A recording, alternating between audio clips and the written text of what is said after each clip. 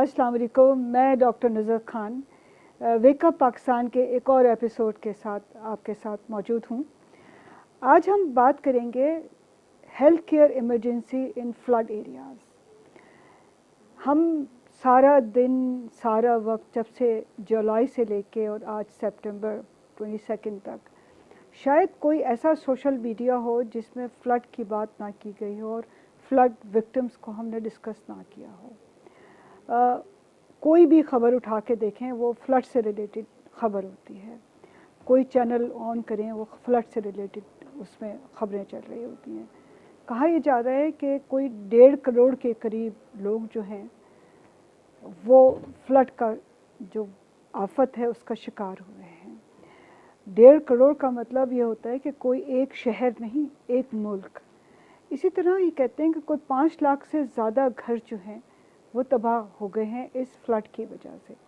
सिर्फ घर तबाह नहीं हुए हैं, आपका जो बेसिक हेल्थ केयर फैसिलिटीज़ थी जो इन इलाकों में बहुत ना होने के बराबर थी, जो आपके एजुकेशन सिस्टम थे वो सारे के सारे फ्लड के साथ बह गए हैं। आज का प्रोग्राम हम बात करेंगे कि हमारी हेल्थ इमरजेंसीज़ इन फ्लडेड एरिया में कौन सी हैं और उनकी रेमेडीज़ क्या हो सकती हैं, उनके क्या ऐसे मसाइल हैं जिनके बारे में आज हम बात कर सकते हैं। ये प्रोग्राम हमारे नाज़रीन उन लोगों के लिए है जो इन लोगों को हेल्प करना चाहते हैं और उन लोगों के लिए जो प्लान कर रहे हैं टर्शरी हेल्थ केयर के लिए, सेकेंडरी हेल्थ केयर के लिए या प्राइमरी हेल्थ केयर को प्लान कर रहे हैं। हमारे इस प्रोग्राम में जो लोग हमारे साथ आज मौजूद हैं और इस बात को आगे बढ़ाएंगे कि हेल्थ इमरजेंसी को कैसे एड्रेस किया जाए और है क्या ये, डॉक्टर एहसन सिद्दीकी साहब हैं। ये सीईओ हैं सिंध हेल्थ केयर कमिश्नर के। हमारे साथ मौजूद हैं सना हयात साहब, ये पब्लिक हेल्थ प्रोफेशन हैं और ये काम कर रही हैं faculty of community health Aga Khan university के साथ। इसके अलावा हमारे साथ सना है, हमारे साथ साइमा है जो हमें लाड़काना से ज्वाइन करेंगी। इनका ताल्लुक़ है सिंध रूरल सपोर्ट प्रोग्राम का और ये एक एनजीओ है जिसके साथ ये एज ए डिस्ट्रिक्ट ऑफिसर के तौर डिस्ट्रिक्ट हेल्थ ऑफिसर के तौर पे काम कर रही हैं ये डिस्ट्रिक्ट। और इसके अलावा हमारे साथ डॉक्टर फरहीन अली हैं और ये हैं एसोसिएट प्रोफेसर इन NICVD और इनका जो स्पेशलिटी है वो इन्फेक्शस डिजीज़ पे काम करती हैं। इसके साथ हमारे साथ डॉक्टर शोभा भी हैं, शोभा लक्ष्मी। इनका ताल्लुक़ भी NICVD से है और इनका जो एक्सपीरियंस है वो भी इन्फेक्शस डिजीज़ के साथ है। तो हम इन सारे अपने मेहमानों से ये जानने की कोशिश करेंगे कि इस वक्त जो सैलाब ज़दा इलाके हैं उनमें हेल्थ का क्या इश्यूज़ हैं और उनको जो हमारी गवर्नमेंट है और जो हमारे प्राइवेट सेक्टर के लोग हैं या आम लोग हैं उनको उनकी आउटरीच क्या है, उनको वो हेल्प कैसे कर रहे हैं और मिसिंग क्या है और वो कौन से एरियाज़ हैं जिनको हमें ज़्यादा बेहतर तरीके से देखने की ज़रूरत है। तो मैं अपना पहला जो सवाल है वो करने जा रही हूँ डॉक्टर एहसन साहब से। एहसन साहब, आप एक बहुत ही प्राइम जगह पे बैठे हैं। दो चीज़ों के हिसाब से आपकी जगह बहुत वैल्यू का है और इस वक्त जो आपकी ज़िम्मेदारी है मेरे ख्याल है वो किसी से ढकी छुपी नहीं है। तो क्या आप एक ओवरऑल जो सिंध में जो सिनेरियो डेवलप हो रहा है और पाकिस्तान में जनरली और ख़वातीन स्पेशली, थोड़ी सी कुछ इन चीज़ों के बारे में रोशनी डालेंगे? शुक्रिया दुज़त। देखिए, इसमें दो बातें हैं, मैं थोड़ा सा क्लैरिफाई करूं। सिंध हेल्थ केयर कमीशन जो है एक रेगुलेटरी बॉडी है और रेगुलेटरी बॉडी का काम हेल्थ को मैनेज करना नहीं होता बल्कि हेल्थ को रेगुलेट करना होता है। और हमारा एक सिंध का हेल्थ केयर डिपार्टमेंट है जो हेड करता है सेक्रेटरी हेल्थ और डायरेक्टर जनरल हेल्थ। और ये सेक्रेटरी हेल्थ और डायरेक्टर जनरल हेल्थ जो है they are directly responsible for the management of health part. हाँ, हमारा रोल इनडायरेक्टली बहुत बड़ा है, आपने बिल्कुल सही फरमाया। लेकिन मैं चाहूँगा कि इससे पहले अगर हम आगे बढ़ें, मैं थोड़ा सा इसमें कहूँ कि शायद जो स्टैट्स है इसमें तकरीबन अगर हम पूरे पाकिस्तान की बात करते हैं तो तकरीबन 3 करोड़ लोग अफेक्ट हुए हैं इससे, 30 मिलियन। जैसे आपने फरमाया कि 5 लाख घर तबाह हो गए, तो अगर एक घर में हम 5-7 लोग भी रख लें तो it will go higher than 10, जो हमने 10 लाख की फिगर कही थी, 10-15 लाख से इससे ज़्यादा है, बहुत ज़्यादा। किसी भी चीज़ की जब आप के बारे में बात करते हैं तो अगर उसका मैग्नीट्यूड आपको नहीं पता हो तो आप उसके ऊपर पर्सपेक्टिव में सही बात नहीं कर सकते। जब कोविड की पहली वेव आई थी, आप याद कीजिए, तो यूएसए और यूरोप जिनके हेल्थ के system up to the mark हैं, they were collapsed like anything. क्योंकि जब नेचुरल डिज़ास्टर का प्रोपोर्शन ह्यूमन कैपेसिटी से बढ़ जाता है तो कोई भी सिस्टम कोलैप्स हो जाएगा, चाहे वो यूएस हो चाहे वो यूरोप हो। ये जहन में ज़रूर रखिएगा बात को। पाकिस्तान में बदकिस्मती से इस दफ़ा क्लाइमेट चेंज की वजह से या जो भी इसकी वजह है इसके पीछे जो इस वक्त ये कैटास्ट्रोफी हुई है, ये अनप्रेसिडेंटेड, गैर मामूली है। और इसको आप पिछले कई सालों में देखेंगे, सदियों में भी तो आपको नज़र नहीं आएगी जिस तरह की बारिशें और सैलाब ने इस वक्त इफ़ेक्ट किया है। तो कोई भी हेल्थ सिस्टम हो या कोई भी दूसरा सिस्टम हो, उसमें कोलैप्स हो जाना था और वो कोलैप्स हुआ है इस वक्त। इस वक्त आपका जो मौजू है आज का कि पोस्ट फ्लड और पोस्ट रेन जो सेकेंडरी प्रॉब्लम्स होते हैं, जो सब्सिक्वेंटली आपको फेस करने पड़ते हैं, वो उसको आप मेजर ही नहीं कर सकते। तो मैं समझता हूँ कि इसमें जो हमारा कमीशन का रोल है, सिंध हेल्थ केयर कमीशन का, वो ये अश्योर करना है कि अगर हेल्थ केयर की सर्विसेज जो अवेलेबल हैं, क्या वो प्रॉपरली क्वालिटी के साथ अवेलेबल हैं। लेकिन क्राइसिस में you some time ignore quality, you want to make it accessible. Because अगर आप क्वालिटी को देखने लगेंगे तो एक्सेसिबिलिटी ख़त्म हो जाएगी इस वक्त, क्योंकि इस वक्त तो लोग पानी में बैठे हुए हैं, वहाँ आप कोई क्वालिटी का अस्पताल या क्वालिटी की मेडिकल फैसिलिटी से नहीं पहुँच सकते। You just have to reach there. So हम बाद में भी बात करेंगे इसके बारे में, लेकिन जो पहला मेरा आपको रिस्पॉन्स है वो यही है कि इस मैग्नीट्यूड की डिज़ास्टर में इस वक्त तो सबसे बड़ी चीज़ ये है कि we should reach out to the public and people who are suffering. उसके बाद का जो चीज़ें वो दूसरी आएंगी, जो हमने स्टेप्स दिए, हम आगे प्रोग्राम में आपसे डिस्कस भी करेंगे। लेकिन मेरा इसमें जो इनिशियल स्टेटमेंट या कह लीजिए जो ओपनिंग स्टेटमेंट है वो ये है कि दिस डिज़ास्टर इज़ गैर मामूली, अनप्रेसिडेंटेड।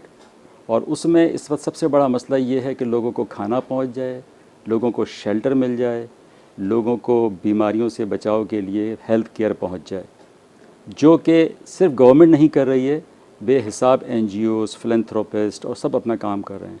लेकिन इस सब काम करने के बावजूद भी द मैग्नीट्यूड इतना है कि उसको मीट नहीं कर पा रहे हैं। अभी परसों ही चीफ मिनिस्टर साहब कहते हैं कि हमें 15 लाख टेंट चाहिए हैं, और अभी हम उसका 1/3 भी अरेंज नहीं कर सकें क्योंकि अवेलेबल नहीं है मार्केट में। मॉस्किटो नेट अवेलेबल ही नहीं है मार्केट में। तो इसलिए आप ये समझ लीजिए कि there is a disparity between the disaster and the available resources.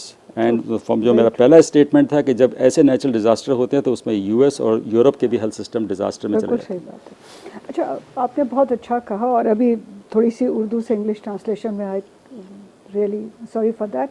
कहते हैं 1.5 मिलियन के करीब, तो करीब 1.5 करोड़ के करीब लोग जो हैं वो सफ़र कर रहे हैं। और जब 1.5 करोड़ का मतलब ये होता है कि कोई एक मुल्क, कोई एक, ये नहीं है कि कोई एक सूबा, ये किसी एक मुल्क की पॉपुलेशन हो सकती है। और आपने बिल्कुल ठीक कहा कि जब एक बहुत बड़ी कोई क्लाइमेटीज़ आती है, जिस तरह हमने कोविड की बात की, और उसमें पूरे सिर्फ पाकिस्तान का नहीं, पूरी दुनिया के हेल्थ केयर सिस्टम जो थे वो कोलैप्स कर गए थे। और सिर्फ और वो डेवलप कंट्रीज़ जो अपने आप को बहुत स्मार्ट कहते हैं, उनके यहाँ दवाओं की, मास्क की, चीज़ों की इंतहाई किल्लत पड़ी थी। इवन कुछ ऐसी जगहें भी हैं जहाँ मैंने ये प्रपोज़ किया कि जी कॉफ़ी फ़िल्टर्स यूज़ कर लो कपड़े का मास्क बना के उसके अंदर। तो ये सिचुएशन किसी भी तरक्की याफ्ता मुल्क में रही है। सना, मैं आपसे थोड़ा जानना चाहती हूँ कि जब हम अभी बात कर रहे थे डॉक्टर एहसन से, एक मैग्नीट्यूड तो मेरे ख्याल है सारा वक्त हम सुनते हैं कि जी करोड़ों लोग जो हैं वो इससे सफ़र कर रहे हैं, हमारी आबादियाँ की आबादियाँ बह गई, हमारे एग्रीकल्चर फार्म्स बह गए। आप मुझे बताइए, जब आप कम्युनिटी में काम करती हैं तो ख़वातीन को इस सारे क्राइसिस में कहाँ देखती हैं? उनका क्या, मैं रोल तो नहीं कह सकती, रोल भी है, बट उन पे ये स्पेशल इफ़ेक्ट होगा उनका, तो थोड़ा सा मुझे अगर आप। Thank you doctor Nuzrat for actually having me on your show firstly. जी, अगर हम बात करें ख़ास तौर पे ख़वातीन की, तो एक वर्ड जो मुझे पर्सनली इतना पसंद नहीं है, लेकिन वो यूज़ भी होता है और वो लोग इस तरह से पहचाने भी जाते हैं, तो it's highlighted as a vulnerable population. ठीक है ना। ख़वातीन स्पेशली हमारे साउथ एशिया में कह लें या हमारे मुल्क की अगर हम बात कर लें तो एक वल्नरेबल पॉपुलेशन में आ जाती है ख़वातीन, बच्चियाँ और फिर ओवरऑल बच्चे और फिर हम उसमें एल्डरलीज़ को भी ले लेते हैं। तो इस वक्त भी हालात कुछ यही हैं कि ठीक है, पूरे घर के घर तबाह हुए हैं, ज़ाहिर सी बात है। एक जनरली जो एक सिस्टम है हमारे घरों का वो यही है कि घरों में ख़वातीन ही कर रही होती है, और हमारे जो देहात हैं उसमें तो सिर्फ घर नहीं, बाहर को भी ख़वातीनें, चाहे हमारी एग्रीकल्चरल फार्मिंग हो, लाइफ स्टॉक हो, तो हमारी जो बैकबोन होती है ना वो एक्चुअली ख़वातीन ही है। और इस वक्त जो इस कंडीशन में ख़वातीन हैं, उनकी नीड्स हैं, तो they have actually become much more vulnerable, चाहे वो न्यूट्रिशन हो, चाहे वो उनकी रिप्रोडक्टिव हेल्थ की नीड्स हो, चाहे वो उनकी नॉर्मल मेडिकल नीड्स हो। तो of course as doctor Ehsan also mention कि it's a calamity, everyone is affected, everyone में पूरी फैमिली आती है, फैमिली में फिर क्या कहते हैं औरतें, फिर बच्चे, बच्चियाँ, फिर इनकी सिक्योरिटी भी, क्योंकि अब people are out in the open. हमारे यहाँ टेंट सिटीज़ बनी हुई हैं, टेंट सिटीज़ में सब लोग इधर से उधर बिखरे हुए हैं, कुछ लोग पूरी पूरी फैमिलीज मूव की हैं, कुछ लोग हेल्थ नहीं। के रेफरेंस से बताइए कि जी हेल्थ सेंसिटिविटी उन ख़वातीन की जो कैंपों में रह रही हैं, वो किस किस्म की vulnerability with reference to health उनकी है। देखिए सबसे इम्पोर्टेंट तो हो जाता है ख़वातीन और फिर हामला ख़वातीन। एक जो प्रेग्नेंट लेडी है, अगर उसको बर वक्त हेल्थ केयर ना मिले, उसको उस किस्म की न्यूट्रिशन ना मिले, तो ऑफ कोर्स उसकी हेल्थ नीड्स बढ़ जाती हैं, उसकी रिक्वायरमेंट्स बढ़ी हुई होती हैं, और ऑफ कोर्स ज़्यादा क्या कहते हैं उसके बाद फिर उसके इफेक्ट्स सिर्फ उस पर नहीं, आने वाले बच्चे पे भी होता है।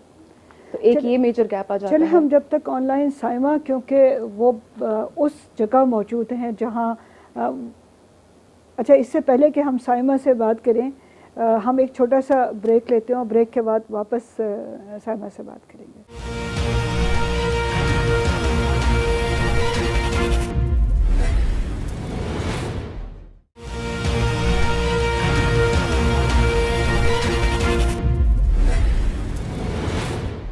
हम ब्रेक से वापस आ गए हैं और हम ब्रेक से पहले बात कर रहे थे कि जो इंटेंसिटी ऑफ फ्लड है और उस फ्लड के साथ जो हेल्थ जुड़ी है, हेल्थ के इश्यूज जुड़े हैं, उनके बारे में हम बात करने की कोशिश कर रहे हैं। और वो ऐसे ही है जैसे दरिया को कुएं में बंद करने की बात करते हैं। तो इस वक्त हमारे साथ ऑनलाइन मौजूद हैं साइमा, और साइमा हमें ज्वाइन करेंगी लाड़काना से। और साइमा का ताल्लुक़, जिस तरह मैंने बताया कि जी ये सिंध रूरल सपोर्ट प्रोग्राम एक है और उसकी ये डिस्ट्रिक्ट मैनेजर हैं। तो साइमा, अगर आप हमको सुन सकती हैं तो आप हमें बताएंगी कि जी आप क्योंकि इस वक्त फील्ड में मौजूद हैं, कुछ थोड़ा सा वहाँ पे क्या सिचुएशन है और हेल्थ के रेफरेंस से वहाँ क्या सिचुएशन है, तो थोड़ा हमें एनलाइट अगर कर लें। जी नुज़रत, थैंक यू। अस्सलाम वालेकुम। जी डॉक्टर नुज़रत, थैंक यू। वालेकुम अस्सलाम। First of all thank you for inviting me in your show. और ये है कि जैसे कि डॉक्टर सना ने बात की कि इस वक्त सबसे ज़्यादा जो मैं समझती हूँ वो सफ़र इस सिचुएशन में सबसे ज़्यादा औरत ही कर रही है। और हमारी सिंध रूरल सपोर्ट ऑर्गेनाइजेशन जो है 2003 में से लेकर ख़वातीन तंजीमों के साथ काम करती है और ग्रास रूट लेवल तक जाती है। तो हमें पता होता है कि देखिए किस तरह औरतें उन सारी चीज़ों को फेस कर रही हैं। और सबसे ज़्यादा ये जो इतनी तबाहकारियाँ हुई, इन सब में जो है ज़्यादा मैं ये कहूँगी कि मुतासिर तो सभी हुए हैं, लेकिन ख़वातीन ख़ास तौर पे इसलिए मुतासिर हुई हैं कि जैसे कि डॉक्टर सना ने कहा कि हामला ख़वातीन जो होती हैं उनको हेल्थ फैसिलिटीज़ तक जाना बहुत मुश्किल होता है। लेकिन अभी मैं कह रही हूँ कि हेल्थ फैसिलिटीज़ तक एक्सेस भी उनको इनके लिए बहुत मुश्किल है। फिर वहाँ पे एक क्लीन एक अच्छा इन्वायरमेंट हो। उसके अलावा फिर ये है कि जो ख़वातीन के ख़ास तौर पे मखसूस अयाम होते हैं मेंस्ट्रुअल की वजह से, तो उसमें भी ख़वातीन बहुत ज़्यादा मतलब वो फील करती हैं कि वो अब किसको कहें कि वो उनके लिए कुछ अरेंज कर दें। तो इस वजह से फिर हमने हमारी बिज़नेस डेवलपमेंट ग्रुप्स थे, उनको हमने वो किया। उन्होंने ये सोचा कि क्यों ना हम रीयूजेबल वॉशेबल पैड्स बनाएं, ताकि फिर वो जो है ख़वातीन में डिस्ट्रीब्यूट करें, ताकि वो एटलीस्ट वो अपनी इन दिनों में मखसूस अयाम में थोड़ा सिक्योर फील करें। जी अच्छा, मैं एक और चीज़ जो जानना चाह रही थी इस प्रोग्राम की, तो हमारा थोड़ा इंट्रोडक्टरी था। कुछ चीज़ें जो हाईलाइटेड नहीं है, जिस तरह अभी साइमा ने हमें कुछ चीज़ें कहीं, कुछ हम जानना चाहते हैं। देखें, जो हम सुन रहे हैं, जिस पे बात की जा रही है, हम डेंगू की बात कर रहे हैं, डेंगू की रेमेडीज़ की बात कर रहे हैं, हम हेपेटाइटिस की बात कर रहे हैं, गैस्ट्रो की बात कर रहे हैं। ये सारी वो बीमारियां हैं जो फ्लड के साथ जुड़ती चली जा रही हैं। लेकिन कुछ ऐसी चीज़ें हैं जो हम जनरली बात नहीं करें, जिसके बारे में शायद मैं आपसे और आपके तवज्जुह से हम ऑडियंस के साथ बात करना चाहते हैं। वहाँ पे कुछ मेल न्यूट्रिशंस भी होगी, जब खाना नहीं खाते हैं, कुछ मेंटल इश्यूज़ भी वहाँ पे क्रिएट हो रहे होंगे। उसके अलावा कुछ इंजरीज़ भी हो रही होंगी। वो कुछ मेरे लोगों से बात हुई तो उन्होंने कहा कि कुछ लोग ऐसे हैं, ख़ासतौर से ख़वातीन, कि उनके वुंड्स क्रिएट हो गए, उनके ज़ख़म है और उनमें कीड़े पड़ने शुरू हो गए। और वो बज़ाहिर कोई कट छोटी सी चीज़ लगती है, लेकिन अनहाइजीनिक कंडीशन में वो cut could be dangerous. Similarly कुछ आँखों के प्रॉब्लम्स भी वहाँ शुरू होंगे, कुछ सांस की बीमारियाँ होंगी, कुछ और चीज़ें भी वहाँ। तो क्या आप कोई एलेबोरेशंस बता सकते हैं कि किस किस्म के disease other than dengue and malaria उसके? देखिए, ऐसा नहीं है, इसको डेंगू को आप इग्नोर नहीं कर सकते। आपने बात करनी है वाटर बॉर्न डिजीज़ की। Yes. Now there are certain waterborne disease which are by consumption of water, and because there are certain disease which are because of accumulation of water, and there are disease जो कि पानी में submerge होने की वजह से होती हैं। तो ये तीन किस्म हैं। एक किस्म वो है जब आप गंदा पानी पीते हैं तो उससे बीमारी होती है। एक किस्म वो है कि जब आप पानी पे उसके जरासीम ज़्यादा ब्रीड करते हैं, ज़्यादा पलते हैं, उसकी वजह से होती है, जैसे मॉस्किटो।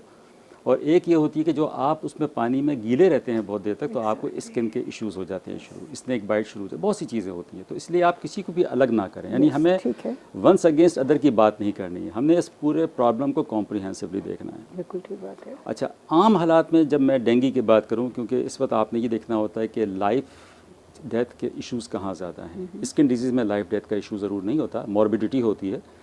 लेकिन अगर आप देखें आम ज़माने में जब एपिडेमिक होती है, पोस्ट रेन यानी जब मॉस्किटो ब्रीडिंग सीज़न होता है, उसमें आपका मलेरिया और डेंगू पाकिस्तान में नहीं, दुनिया भर के डेवलपिंग कंट्रीज़ में ये होता है और बढ़ रहा है, डेंगू बढ़ रहा है। उस एपिडेमिक में तो आप ये बात कर सकते हैं कि आपने स्प्रे किया, किसी जगह पर आपने मॉस्किटो कंट्रोल का प्रोग्राम किया, लेकिन इस वक्त आप स्प्रे कहाँ करें? The whole land is water, the water is converted, the land is converted into water, so like it's a river everywhere. उसमें बीच में कहीं कहीं थोड़े से आपके आइलैंड है जिसमें लोग बैठे हुए हैं, ठीक है।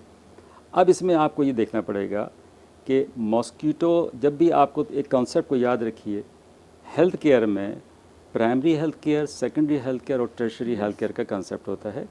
प्राइमरी हेल्थ केयर आप कहते हैं जब डिज़ीज़ को होने से पहले आप रोक लें, चाहे वैक्सीनेशन के ज़रिए, चाहे स्प्रेस के ज़रिए, चाहे हेल्थ एजुकेशन के ज़रिए आप उसको रोकें, लोगों को समझाएं, आगाही दें। ये पहला पार्ट होता है। सैलाब में क्या प्राइमरी हेल्थ केयर करते हैं आप? पहली बात। सेकेंडरी हेल्थ केयर ये होती है कि जब प्रॉब्लम हो जाए तो उसको ट्रीट करें आप, क्योंकि अब बीमारी आ गई है उसको, अब आप उस वाले सिचुएशन में पहुंच चुके हैं कि आपको बीमारी ट्रीट करना है, लेकिन रिसोर्सेज वर्सेस डिमांड बहुत बड़ी डिस्पैरिटी है, वो नहीं पूरी कर सकते आप। तीसरी चीज़ होती है टर्शरी केयर, जो कॉम्प्लिकेशंस की आप बात करते हैं, जैसे आपने भी किसी कॉम्प्लिकेशन की बात की।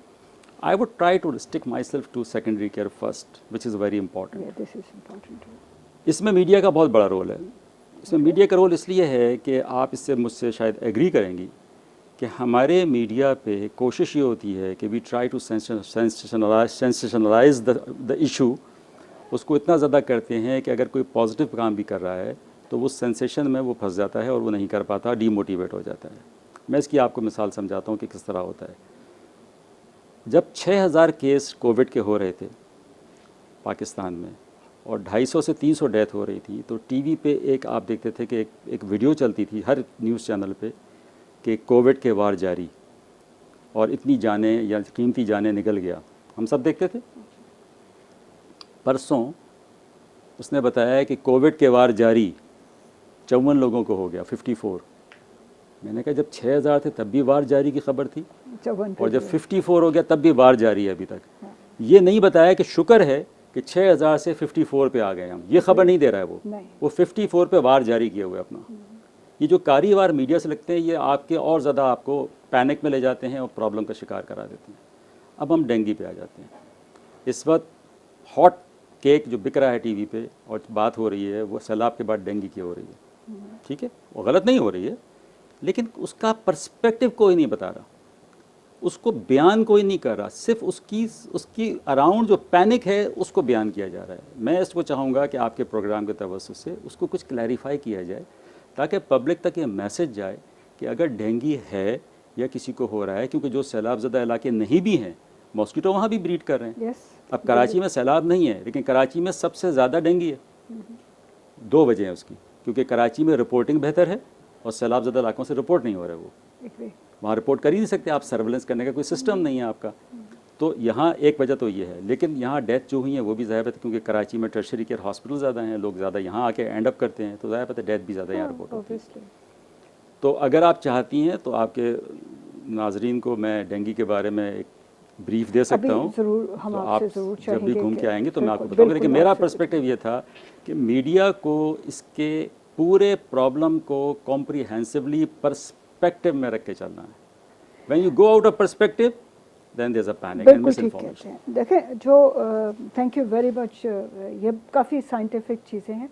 और मैं एक बात के लिए हमेशा न्यूज़ वन ख़ास तौर से ताहिर खान साहब और सीमा ताहिर साहिबा को सलूट करती हूँ। इन्होंने सबसे पहले स्टार्ट किया था एक मैराथन सेशन जिसमें फ़्लड की हेल्प और चीज़ों के बारे में बात की, और मैं बड़ा फ़ख्रिया कहती हूँ कि मैं उसका भी हिस्सा थी। और आज का प्रोग्राम भी जो आप बात कर रहे हैं, इनके ये भी उसी कार्य खैर का या उसी कंट्रीब्यूशन का एक हिस्सा है कि हम लोगों को कोई एक सेंसिटिविटी क्रिएट करें और उसके साथ कोई एक रियलिटी भी बताएं कि जी इश्यूज़ ये भी हैं और ये भी हैं और उनको इस तरह भी देखा जा सकता है, और जो चीज़ें हो रही हैं उनको एक्नॉलेज भी किया जाए, और जिन चीज़ों की ज़रूरत है उनको थोड़ा सा स्केल अप किया जाए। तो इसी बात पे मैं सना आपसे पूछती हूँ कि जिस तरह मैंने इनसे ही पूछा डॉक्टर साहब से कि डेंगू, उसके साथ हेपेटाइटिस, और दूसरी आप मुझे ख़ास तौर पे वो बीमारियाँ जो ख़वातीन से रिलेटेड हैं, क्योंकि आप कम्युनिटी हेल्थ में काम कर रही हैं, तो किस तरह की रिपोर्ट हो रही है? देखिए ऑफ कोर्स इस वक्त जो हाइप है, जो क्या कहते हैं इंक्रीज नंबर्स रिपोर्ट हो रहे हैं, वो तो of course dengue, malaria, diarrhoea, gastritis, ये सब चीज़ें हैं। वी ऑल नो दिस, और ये हमेशा होता है। स्किन डिजीज़ेज़ ऑफ कोर्स बहुत बढ़ जाते हैं, जैसे डॉक्टर साहब ने बताया कि there are 2-3 reasons of these diseases के वेक्टर बोर्न है और वाटर के 3 ज़राए से हो सकती हैं। एक जो बहुत इंपॉर्टेंट चीज़ है जिसकी तरफ आई थिंक ध्यान देना उतना ही ज़रूरी है, जैसे आपने पहले बात की थी, हम विमेन हेल्थ की जब बात करते हैं, मैंने हामला ख़वातीनों का बोला, एक बहुत हाईलाइटेड इशू है लेकिन जिसको हाईलाइट शायद इतना किया नहीं जाता, मैं यहाँ पे ज़रूर करना चाहूँगी कि एनीमिया बहुत कॉमन है। शदीद खून की कमी हो रही है इस वक्त औरतों में। मैं ख़ुद तकरीबन पिछले हफ्ते एक कैंप में गई हुई थी और उसके करीबी एक अस्पताल में भी गई थी मैं, ख़ास तौर पे ये पता करने के जो जच्चा बच्चा वार्ड में ख़वातीनें आ रही हैं, जो हामला ख़वातीनें किसी तरीके से वहाँ पहुँच रही हैं या बच्चा पैदा करने के बाद पहुँच रही हैं, तो उनके सबसे बड़े मसाइल क्या हैं। तो उधर की स्टाफ ने वगैरह ने सब मुझे बताया कि सबसे बड़ी प्रॉब्लम जिस वक्त आ रही है वो खून की कमी आ रही है। हीमोग्लोबिन 2 की लेवल तक से वहाँ पे ख़वातीन पहुँच रही हैं और खून नहीं है। और खून नहीं होने का मतलब ये है कि आपकी बॉडी केमिस्ट्री ऑल्टर हो रही है। Of course everything. अच्छा, और ये माँ में है तो ऑफ कोर्स फिर बच्चे की हेल्थ क्या होगी। तो इट्स अ विशियस सर्कल, ठीक है ना। तो ये एक चीज़ है जो कि I think we need to work on, specially with provision of blood as well. अब उधर हमने पूछा कि भाई क्या कहते हैं आप लोगों के पास सिस्टम क्या है कि भाई ब्लड अरेंज हो सकता है। क्योंकि ब्लड तो हम फ्री ऑफ कॉस्ट दे देंगे लेकिन डोनर देना है। अब उस खानदान में डोनर कौन होगा जो कि उसी फ्लड इफेक्टेड है, तो वो कहाँ से देगा। तो ये वाले भी कुछ इश्यूज हैं जिसको हमें एटलीस्ट पैरेलल रखना उतना ही ज़रूरी है जितना कि इमीडिएट रिलीफ देना है। मैं अभी आगे के बहुत thank you for this very important issue. अच्छा, इससे पहले कि हम ब्रेक पे जाएं और ब्रेक के पास वापस आके हम साहिबा से बात करें, मैं एक छोटी सी अपील करना चाहती हूँ, क्योंकि हमारे ये प्रोग्राम जो है वो एक अवेयरनेस का भी है कि काइंडली अगर इस किस्म की जगहों पे ब्लड की ज़रूरत हो, वो लोग जो ब्लड डोनेट करना चाहते हैं या जिनके पास कैपेबिलिटीज़ है अरेंज करने की, तो वो इन लोगों के साथ जुड़ें और डॉक्टर साहब के साथ, डॉक्टर सना के साथ और डॉक्टर साइमा के साथ, और काइंडली इसको भी एक कार्य खैर का हिस्सा समझें। और ये भी बहुत ज़रूरी है। एक छोटा सा ब्रेक लेते हैं और फिर ब्रेक के बाद आके इसी बात को आगे करते हैं।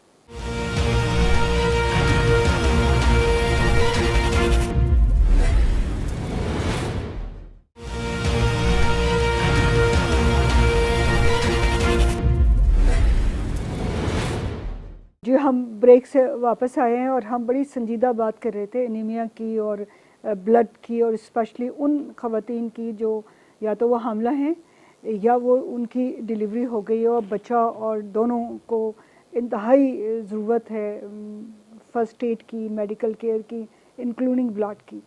तो मैं साइमा से जानना चाहती हूँ जो लाड़काना में हैं और वो फील्ड में काम कर रही हैं, तो मुझे साइमा आप ज़रा ये बताएंगी कि वहाँ पे जो इस किस्म की ख़वातीन हैं जो इस पूरे प्रोसेस में मे बी वो प्रेग्नेंट भी हो सकती हैं, उनकी डिलीवरी भी हो सकती है और छोटे इन्फेंट्स भी हैं, तो उनकी हेल्थ केयर का वहाँ पे क्या सिचुएशन है और कितने केसेस इस तरह के हैं, और उसकी मेरे ख्याल लाइफ थ्रेटनिंग भी होती है बाज़ दफ़ा, तो क्या कोई कैजुअलिटी इस तरह की रिपोर्टेड है बच्चों की और मदर की भी? तो ज़रा काइंडली अगर हो सके तो इस पर थोड़ा सा आप एनलाइट कर दीजिए हमको। हम क्लोजली देखते हैं कि फ़ीमेल किस तरह के, जैसे आपने बताया कि इस तरह की मतलब बहुत सारे मसाइल होते हैं, जैसे कि एनीमिया की बात हुई, ऐसे ही मेल न्यूट्रिशन, बच्चों को अगर ग़िज़ाइयत पूरी नहीं होती तो बच्चे सबसे ज़्यादा मेल न्यूट्रिशन का शिकार हो सकते हैं। इस वक्त बहुत शॉर्टेज है, जैसे कि सारे फलाही इदारे तकरीबन इस पे काम कर रहे हैं, डिस्ट्रिक्ट एडमिनिस्ट्रेशंस भी काम कर रही हैं राशन की डिस्ट्रीब्यूशन पे, लेकिन न्यूट्रिशन उसमें कहाँ है? ज़्यादा से ज़्यादा इसमें वेजिटेबल्स देखें तो रेट्स कहाँ से कहाँ तक हैं। तो इससे सबसे ज़्यादा ये होना चाहिए कि हमें मतलब जितना हो सके कि उनको किचन गार्डनिंग थोड़ी बहुत वो, लेकिन अभी वो भी उस एरियाज़ में पॉसिबल है जहाँ पे फिर इतना स्पेस होना चाहिए। अगर पूरे ही इलाके ज़ेर-ए-आब हैं तो वो तो वहाँ पे भी नहीं पॉसिबल, तो इसमें ज़्यादा लेकिन मेल सॉरी मैं न्यूट्रिशन का आपकी शिकार हो बात सकते हैं। काटती हूँ साइमा, मेरा एक जी, जी, सवाल है, जी। जहाँ खाना नहीं है वहाँ न्यूट्रिशंस की बात कैसे की जा सकती है? वहाँ तो पेट भरने हाँ, के लिए रोटी ही नहीं है, तो पहले वो पेट भरेगा भी तो न्यूट्रिशंस की बात की होगी ना। जी, जी।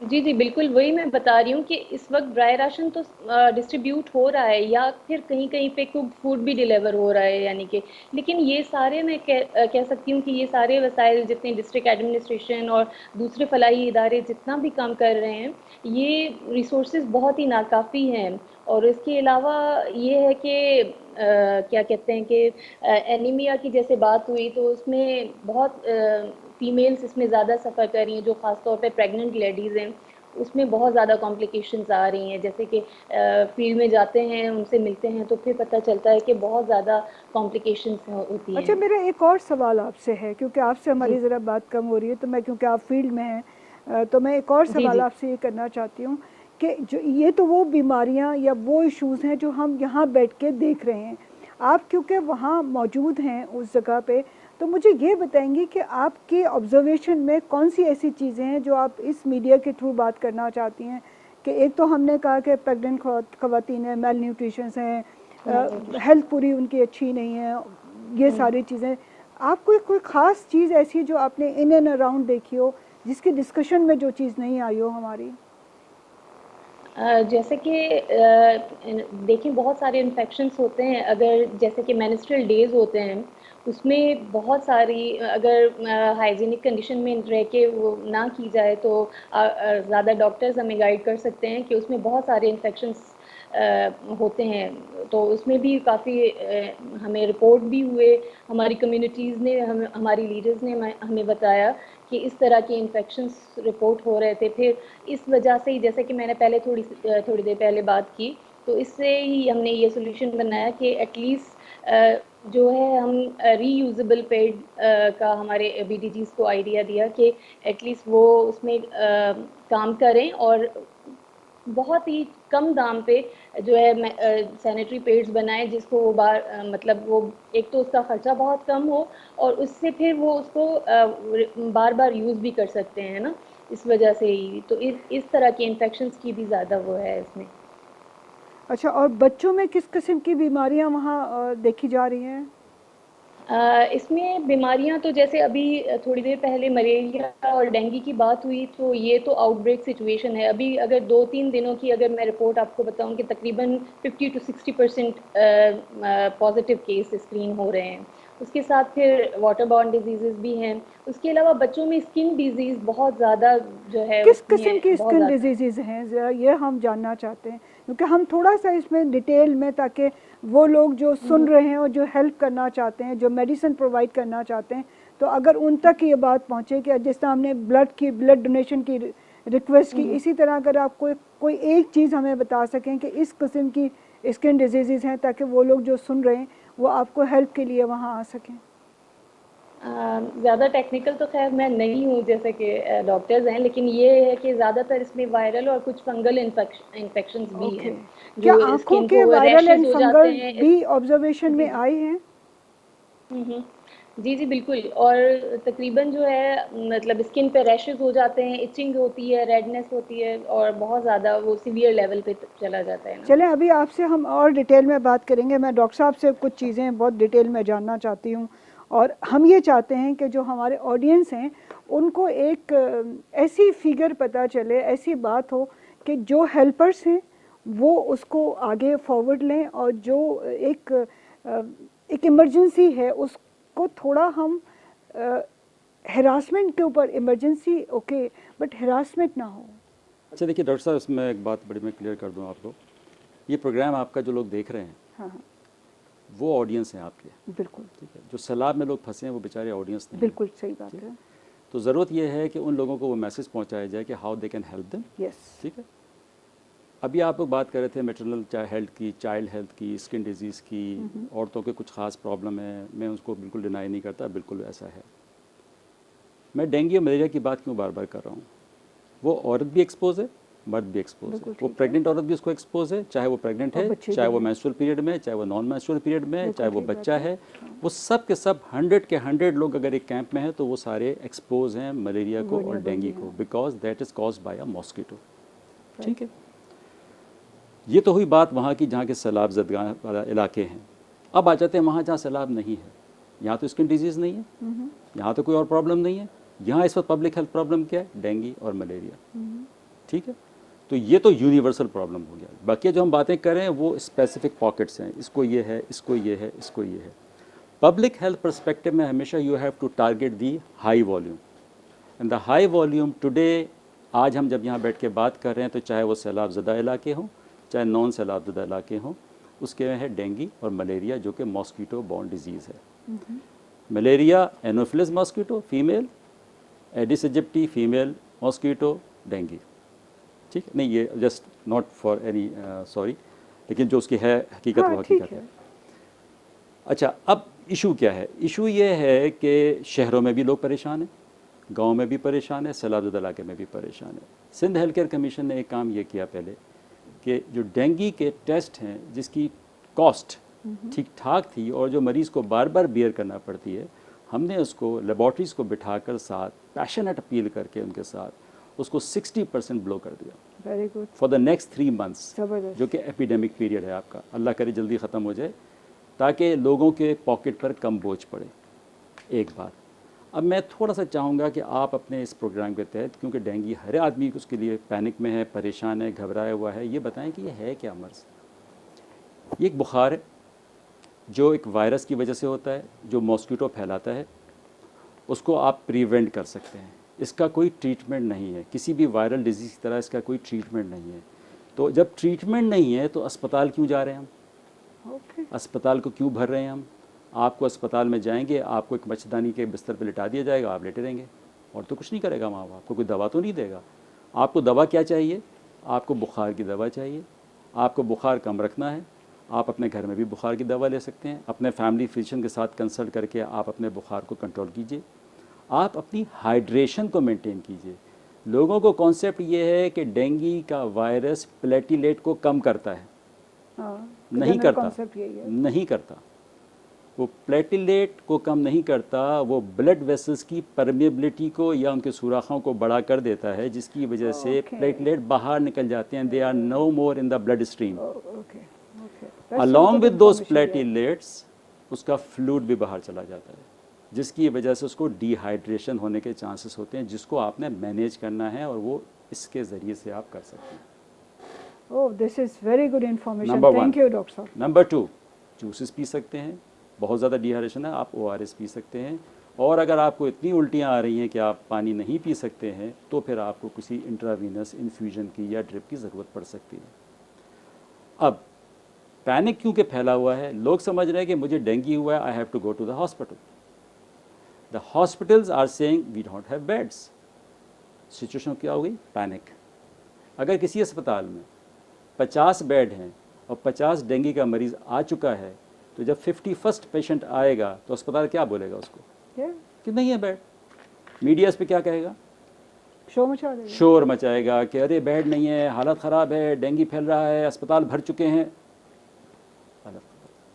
आप लोगों को ये मैसेज दीजिए कि आप अपने घर में रहिए, अपने डॉक्टर की ज़ेरे निगरानी रहिए। मैं 3 बातें कह रहा हूँ, बुखार मैनेज कीजिए, हाइड्रेशन मैनेज कीजिए, और अपना platelet count periodically under the instruction of your doctor, चाहे रोज़ाना चाहे एक दिन छोड़कर, टेस्ट कराते रहिए। अच्छा, और मैं उससे इस बात आपका पे- ये होगा हाँ। कि आप अस्पताल को रश नहीं करेंगे। अच्छा, अस्पताल में भी प्लेटलेट हर मरीज़ को नहीं लगने होते। अगर आपका प्लेटलेट काउंट एक ख़ास लेवल से नीचे आता है and now you are prone to a complication, कि आपको एक कॉम्प्लिकेशन हो सकती है, तब ज़रूरत पड़ती है कि प्लेटलेट्स को दिए जाएं उस कॉम्प्लिकेशन को बचाने के लिए। मैं इसके लफ्ज़ इस्तेमाल करता हूं कि आटे में नमक के बराबर मरीज़ों को ज़रूरत पड़ती है। मेरा ख्याल है डॉक्टर साहब, इससे बेहतर इन्फॉर्मेशन आज के प्रोग्राम से हम ऑन एयर नहीं कर सकते। और एक चीज़ जो मैं अगेन अपने ऑडियंस को हर दफ़ा हम एक मैसेज देते हैं कि स्पेशली फ्लड वाले इलाकों में जो हमारे हेल्थ वर्कर्स वहाँ पे काम कर रहे हैं, तो उनको भी ये मैसेज पहुँचेगा कि आप जो पेशेंट हैं डेंगू के, उनका टेम्परेचर बहुत, मेरे ख्याल है बहुत सस्ती सी दवाएं आती हैं जिनके साथ मैनेज किया जा सकता है। ORS हम सिर्फ ये समझते हैं कि डायरिया में पीने की चीज़ है, तो वो डेंगू में भी उनको दिया जा सकता है। तो इस किस्म की दवाएं और हेल्प के साथ हम डेंगू जो है वो फ्लड ज़्यादा इलाकों में मेंटेन कर सकते हैं, या हम उन्हें किसी हद तक कंट्रोल कर सकते हैं। इस बात पे एक छोटा सा ब्रेक लेते हैं, और ब्रेक के बाद आके फिर हम यहीं से बात को आगे बढ़ाएंगे। छोटा सा एक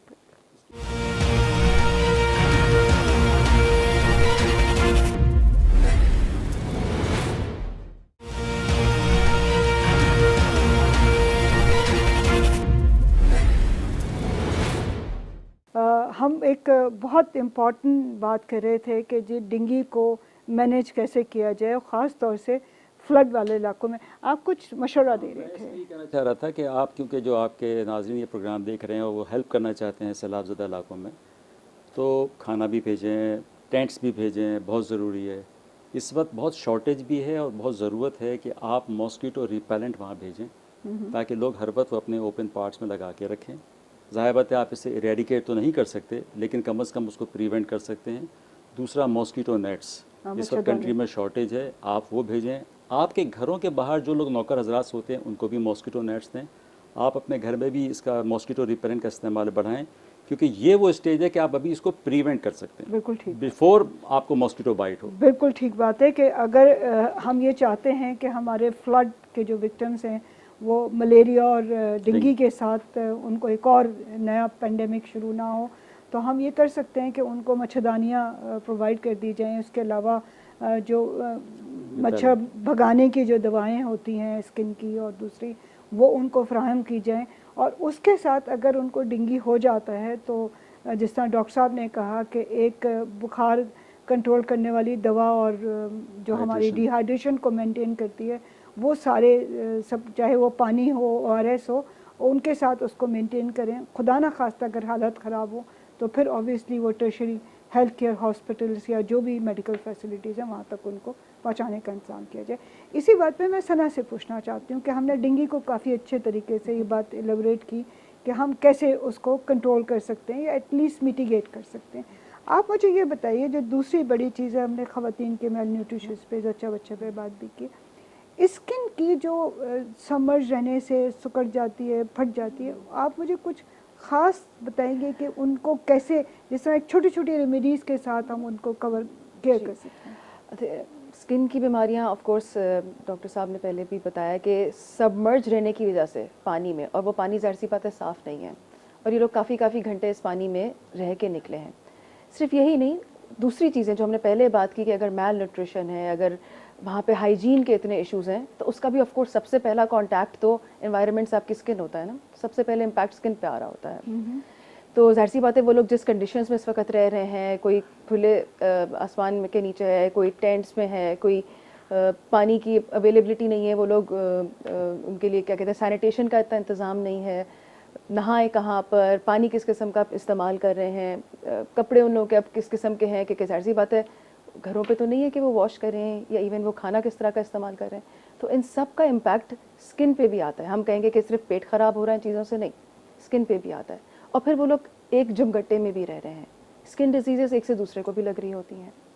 तो डर्मेटाइटिस होता है जिसमें स्किन जो है बाकायदा समझे कि स्किन उखड़ के आ रही होती है। अच्छा, पहला फेज उसका यही होता है, अगर मैं आसान अल्फाज में कहूँ, कि वो उखड़ रही होती है। मछली के खपरों की तरह इस तरह की बात हाँ, जैसे वो तो खैर fish scale disease type fish scales की डिजीज़ तो खैर वो थोड़ा सा और आगे एडवांस लेवल पे जाके आती है, Okay. इक्थियोसिस वगैरह जो होता है। इनिशियली तो यही होता है कि स्किन में एक तरीके से चाहे रैश के तौर पे हो, चाहे वो फटना शुरू हो जाए, और उसके बाद फिर उसमें इन्फेक्शन लग जाता है, क्योंकि फिर वो एक्सपोज हो गया। जो स्किन आपका प्रोटेक्टिव बैरियर होता है, अगर वो हट गया तो उसके नीचे वाली लेयर जो है वो एक्सपोज हो जाती है। फिर जब उसमें इन्फेक्शन होता है तो उसमें पस पड़ सकती है, उसमें से ब्लीडिंग हो सकती है, और फिर वो फैलता जाता है। क्विक रेमेडीज क्या हो सकती है? क्विक रेमेडीज़ तो ऑफ कोर्स सबसे पहले तो हमें हाइजीन पे काम करने की बहुत ज़रूरत है। ठीक है, मे बी इमीडिएट रिलीफ में हमारे पास सैनिटेशन नहीं आती, but that is very important कि उनके पास प्रॉपर साफ़ पानी तो हो, कि वो अगर कोई कट लगा है, अगर कोई स्किन पे प्रॉब्लम है तो उसको वॉश ऑफ कर सकें। अगर वो वही गंदे पानी में बैठे हुए उसी तरीके से उनकी स्किन ड्राई ऑफ हो रही है और स्लफ ऑफ हो रही है, उसको साफ़ नहीं कर सकते हैं, तो वो बढ़ेगा। सबसे पहली बात तो ये होती है कि स्किन को आपने अच्छे तरीके से साफ़ करना है। उसके बाद फिर ऑफ कोर्स हमारे पास ऑइंटमेंट्स होते हैं जो कि काफ़ी सारे मेडिकल कैंप्स में अवेलेबल हैं, और उसको ऑफ कोर्स हमें और प्रोवाइड करने की ज़रूरत है। आप अभी किसी कैंप में जाएँ तो वो आपको ज़्यादातर यही बोलते हैं कि हमें जिस वक्त नीड है वो ये बुखार की दवाएँ, हमारे पास ORS, हमारे पास डायरिया की ट्रीटमेंट, और स्किन पे लगाने वाले मलहम। मैं एक ये और needs सवाल पूछना चाहती हूँ। साइमा है हमारे साथ ऑनलाइन? अच्छा साइमा, मुझे ये बताइए आप, क्योंकि आप कम्युनिटी के साथ हैं, वहाँ पे लोगों के इस सिचुएशन में कोई मेंटल हेल्थ भी आपके पास सामने कुछ नज़र आ रहे हैं? जी, क्योंकि बिल्कुल मेंटल हेल्थ पे ज़्यादा काम करने की और ज़्यादा ज़रूरत है मेरे ख़्याल से, क्योंकि इस सब को जो फ़ेस करती है वो ज़्यादातर फ़ीमेल फ़ेस करती हैं ना, तो उसमें वो स्ट्रेस आउट होती हैं, कहाँ जाएँ, मतलब वॉशरूम की एक्सेसिबिलिटी उनके पास नहीं है कि वो कहाँ पे जाके वॉशरूम जाएँ। ये सारी चीज़ इस ट्रॉमा से गुज़रना जो भी होता है उसमें, जैसे कि नॉन फूड आइटम्स जैसे हाइजीनिक किट्स होती हैं जिसमें उसकी बहुत ज़्यादा ज़रूरत है कि उनके पास शैम्पू मुयसर नहीं, इवन हैंड वॉश तक मुयसर नहीं है, साबुन मुयसर नहीं है कि वो कर सकें। तो इस सारे उस सिचुएशन में बीमारियां तो नो डाउट फैलती हैं, लेकिन उसके साथ ट्रॉमा भी है, क्योंकि घर से ज़्यादा सिक्योर कोई जगह नहीं है ना एक औरत के लिए। अगर वो जाके कहीं टेंट में रह रही है या कहीं कैंप में रह रही है तो वो उसके लिए सबसे बहुत मुश्किल बात है कि वहाँ पे सरवाइव करना। तो उसमें मेंटल हेल्थ के पे काम करने की बहुत ज़रूरत भी है। अच्छा, मैं जनरली देखें, हम बहुत सारे जो इस प्रोग्राम से जो हम चाहते हैं, एक इंट्रोडक्टरी प्रोग्राम है, हम सारी बात तो नहीं कर सकते, लेकिन कुछ जैसे फूड फॉर थॉट है ना, कि एक जैसे डेंगू की आपने बहुत अच्छी बात की, कि इस तरह इन्होंने स्किन की बात की, उन्होंने फीमेल सैनिटेशन की बात की है। हम एक और बात भी करना चाहते हैं यहाँ पे, और लोगों को ये चाहते हैं कि जब हेल्थ कैंप लगाए जाएं तो उसमें मेंटल रिहेबिलिटेशन की भी बात की जाए, उनको पता कुछ थोड़े एक आध कोई साइकाट्रिस्ट भी चले जाएं। तो आप समझते हैं, और दो चीज़ें जो आपसे, और अभी मेरे कुछ और भी मेहमान आएंगे जिनसे मैं जानना चाहती हूँ, क्या आँखों की कोई बीमारियों का भी आप समझते हैं कि ऐसा है? देखिए, हमें बज़ाहिर ये लगता है कि ये सेकेंडरी या टर्शरी हेल्थ केयर होगी, लेकिन बाज़ सूरतों में जहाँ पे अगर आपका रेटिना में कोई या आपके कॉर्निया में कहीं इन्फेक्शन हो जाए, तो सिवाय कॉर्निया इम्प्लांट या उसको चेंज करने के अलावा कोई चॉइसेस नहीं रहती। तो क्या इस किस्म के भी कोई कैंप लगाने चाहिए जिसमें बच्चों की और अर्ली ब्लाइंडनेस की बात की जाए? अभी पहले आपके वही कैंप पूरे नहीं हुए जो बेसिक हेल्थ केयर प्रोवाइड कर रहे हैं। नहीं, लेकिन हो सकता है लोग मौजूद हों और उनको ये पता ना हो और वो उनको सप्लीमेंट कर लें। जैसे उन्होंने कहा कि जो एक्सपोज पार्ट होते हैं, जो कॉन्टैक्ट में आते हैं, I is one of them. तो आई आपकी एक्सपोज होती है to the environment and to the hostility of the environment जो भी आपकी होती है। तो जिस तरह आपकी स्किन का इन्फेक्शन होता है, इस तरह आई के इन्फेक्शन भी आपको होते हैं। और उसके लिए आपको कैंप लगाने से कि आप वहाँ के कॉर्निया की कोई ट्रीटमेंट करें, I would not recommend that. इस वक्त यह है कि आप उनको ऐसी चीज़ें दें जिससे वो अपनी हाइजीन को मेंटेन कर सकें। जैसे साबुन की बात की गई, जो बेसिक चीज़ है, हाइजीन किट में अगर साबुन है और साफ़ पानी से मुंह धो रहा है कोई, तो शायद उसको आई डिजीज़ नहीं होगी। Exactly. तो वो बहुत बड़ी पॉपुलेशन को आप बचाएंगे।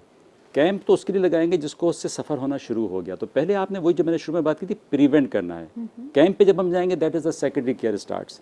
सो primary care is easier to achieve by providing them hygiene kit. जिस हाइजीन किट में साबुन हो, उसके अंदर पैड्स हों, उसके अंदर साफ़ पानी की बोतलें हों, मतलब उनके पास अभी वो पानी जो भरा हुआ है वही उन्होंने पीना भी है। अब वो पानी पिएंगे तो उससे जो गैस्ट्रोएंटेराइटिस भी उनको हो जाना है। तो उसके लिए वहाँ ज़रूरत है कि कोई ऐसे फ़िल्टर उनको दिए जाएँ, ऐसी चीज़ें लगाई जाएँ जब तक कि वो पानी खड़ा है और जब तक वो अपने घरों को नहीं लौटते हैं तो उनको वहाँ कम से कम साफ़ पानी मैसर हो सके।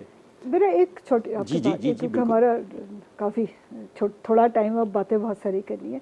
मुझे एक चीज़ आपसे और पूछनी है, क्योंकि आप हेल्थ केयर कमिश्नर के तौर पे आप CEO उसके हैं, आप समझते हैं जो गवर्नमेंट सेक्टर और जो प्राइवेटली लोग, जो हमारे आपके जैसे लोग जो इन्वॉल्व हैं, क्या ये काफ़ी हैं इस सारे सिचुएशन को कॉप करने के लिए? क्या जो एड्स दी जा रही हैं, क्या वो फार फ्लंग एरियाज़ में जो हमारे एक्सेसिबल या अप्रोचेबल नहीं हैं, कैसे देखते हैं आप? मैं इसको ये कहना चाहूँगा कि आप कोशिश ये कीजिए कि वो लोग जो अच्छा काम कर रहे हैं उसको हाईलाइट करें। उसकी वजह से दूसरे लोगों को उस अच्छा काम करने की मोटिवेशन होती है, नंबर 1, और जो ऑलरेडी वो काम कर रहे हैं उनको भी मोटिवेशन होती है टू कंटिन्यू दैट वर्क। हम होता ये है कि ज़ाहिर बात है, मैंने आपको शुरू में बताया था कि द डिज़ास्टर मैग्नीट्यूड जो है उसमें तो डेवलप कंट्री के हेल्थ सिस्टम कोलैप्स कर गए थे। आज आपके इस डिज़ास्टर में आपका जो रूडिमेंट्री हेल्थ केयर सिस्टम है with a meagre budget of health care, जो कुछ भी वो कर रहा है वो अपने रिसोर्सेज के अंदर ही रह के कर सकता है, उसके बाहर तो नहीं कर सकता। और जो ऊपर से इमदाद आएगी उसके अंदर वो ऐड हो जाएगी। फिर जो फिलैंथ्रोपी और जो NGOs काम कर रहे हैं, आप देखें माशाल्लाह से कराची से कितनी एड जा रही है, कितने लोग अपने काम कर रहे हैं, लेकिन क्या ये इनफ है? नहीं, इनफ नहीं है। क्यों? कि मैग्नीट्यूड बहुत है। अब उसके लिए ज़रूरत ये है कि मीडिया के ज़रिए उन लोगों की अच्छे कामों को भी उजागर किया जाए, चाहे वो गवर्नमेंट सेक्टर में कर रहा है, चाहे वो नॉन गवर्नमेंट सेक्टर में कर रहा है, चाहे वो इंडिविजुअल बेसिस पे कर रहा है, ताकि लोगों के अंदर वॉलंटियरिज्म बढ़े, लोगों को अपने काम का रिवॉर्ड मिले, उसको अप्रिशिएट किया जाए। हमारा थोड़ा सा एटीट्यूड, माफ़ी के साथ चाहता हूँ, वो हमेशा नेगेटिविटी को हाईलाइट करने में रहता है कंटिन्यूसली। तो उसकी वजह से जो अच्छा काम करने वाले भी वो भी डीमोटिवेट हो जाते हैं। मैं समझता हूँ शायद ये एक कल्चर है हमारा। नहीं, मेरा ख्याल है जो आप बात कह रहे हैं वो सम वॉट इज़ करेक्ट। देखिए, कोई चीज़ भी एब्सोल्यूट नहीं है, ना अच्छाई मुकम्मल अच्छाई है और ना बुराई कोई मुकम्मल बुराई है। और जो आज भी हम TV प्रोग्राम कर रहे हैं और जो लोग हमें सुन रहे हैं और हमें देख रहे हैं, हम उनको ये मैसेज करना चाहते हैं कि ठीक है, जो अच्छा काम कर रहे हैं वो करते रहें, और जो अच्छा काम करना चाहते हैं वो और आ जाएं, और जो काम ज़्यादा अच्छा नहीं कर रहे हैं शायद आप उनके लिए एग्जाम्पल बन जाए। नहीं, वो बात तो वही ना नुसरत, जो मैंने शुरू में आपसे कही थी ना कि अगर 6,000 से 54 केस हो जाते हैं कोविड के, तो उसकी खबर ये होना चाहिए कि शुक्र अल्हम्दुलिल्लाह जो 6,000 केस थे अब सिर्फ 54 रह गए हैं। लेकिन अगर ख़बर ये हो कि जब भी कोविड के वार जारी थे और अभी भी कोविड के वार जारी है, मैं इस बात को बयान करना चाह रहा हूँ। देखिए, इस बात से तो हम थोड़ा सा हमें कंप्रोमाइज़ शायद करना चाहिए, क्योंकि आप समझते हैं, मैं ज़्यादा इस बारे में कहना नहीं चाहती, लेकिन ऑब्वियसली जो मीडिया अच्छा कर रहा है उसको हमें ज़रूर एक्नॉलेज करना चाहिए। और मैं ख़ास तौर पे सना इस बारे में अगर आप थोड़ा शुक्रिया अदा करना चाहती हूँ, बहुत इम्पोर्टेंट रोल है। हाँ, और मेरे ख्याल ये TV1 की बहुत अच्छी काविश है। बिल्कुल, चाहे वो कोविड था, क्योंकि कोविड की जो शुरू में मिसकंसेप्शन थी वो आहिस्ता आहिस्ता क्लियर हुई, वो जो मैसेजेस आते थे रिंग टोन पे, इससे बहुत सारी चीज़ें बेहतर हुई। और वो डॉक्टर साहब, उसमें काफ़ी पॉजिटिविटी थी कि हम पूरी इससे निकल चुके हैं, लेकिन अब भी कुछ बाकी है तो हमें उससे निकलना है। So I think this was a positive message। मैं आपको बताऊं, ये पूरी दुनिया की साइकी है, और वो अपना बिजनेसमैन होता है, फिर भी ये जो News1 का चैनल है, ये जो मैं फिर एक दफ़ा कहती हूँ, सीमा ताहिर साहिबा, ताहिर खान साहब जो हैं, इनकी इस काविश को मैं काफ़ी पॉजिटिवली लेती हूँ और अप्रिशिएट भी करती हूँ और बड़ा फ़ख्र महसूस करती हूँ इस टीम का हिस्सा होने के लिए। एक छोटा सा ब्रेक लेते हैं और हम शुक्रिया अदा करते हैं ख़ासतौर से सना का कि हमें ज्वाइन करने के लिए। बहुत शुक्रिया आपका हमारे साथ होने के लिए। Thank you very much. एक छोटा ब्रेक लेते हैं।